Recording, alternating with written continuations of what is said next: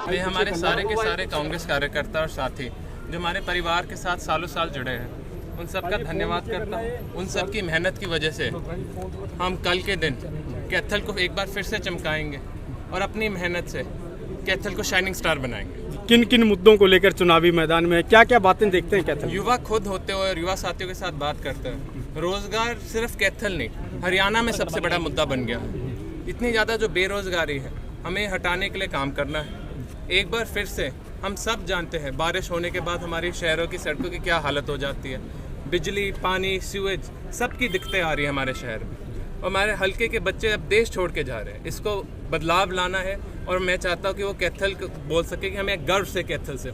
आदित्य जी पहली बार चुनाव लड़ रहे हैं, पिताजी के पसीनों पर चल पाएंगे, उनके द्वारा कराए गए विकास कार्यों को कहीं ना कहीं पहिए लगा पाएंगे?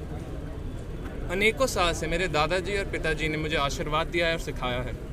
जो सारे के सारे संस्कार उनके दिए हुए हैं वो ही मुझ में है और मैं यही आगे लेके जाना चाहता हूँ। एक नई पीढ़ी खड़ी होनी चाहिए, नई जवान लीडरशिप की हमें हमारे देश को सख्त ज़रूरत है और मेरी उसकी शुरुआत होगी। और मैं अनेक यंग साथियों को अपने साथ लेके जाना चाहता हूँ कि हम देश का नाम पूरे दुनिया में रोशन कर पाए। मेरे सारे के सारे जवान साथी जो हमारे हैं, हम सब हमारे बुजुर्गों के, हमारे माता शक्ति के, हमारे बहनों के आशीर्वाद के साथ ही आगे बढ़ पाते हैं। हर दिन घर से निकलने से पहले पिताजी, जिनके दाई जी सबका आशीर्वाद लेके चलते हैं, तभी दुनिया में हम जानते हैं हम विकास कर पाएंगे और अपनी मेहनत के बल से एक बार फिर से हरियाणा का नाम रोशन कर पाएंगे।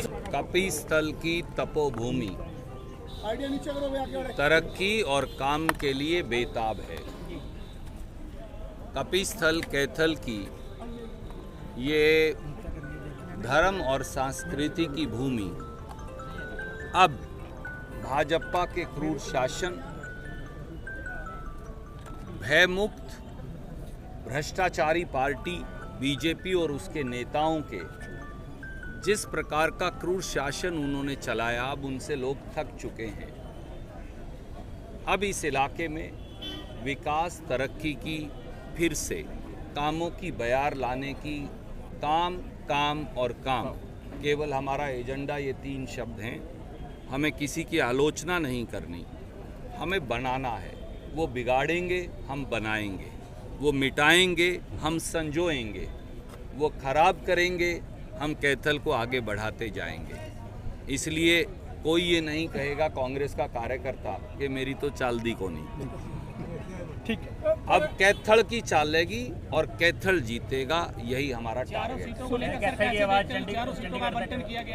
चारों ही क्यों, पूरे हरियाणा के अंदर कांग्रेस, आदरणीय साथी, मैं आपके माध्यम से ये कहूँगा, पूरे हरियाणा में कांग्रेस, जैसा मैंने पहले कहा था कि कांग्रेस इस समय 70 से ज़्यादा सीटों की ओर अग्रसर है। वो होगा लोगों के आशीर्वाद से।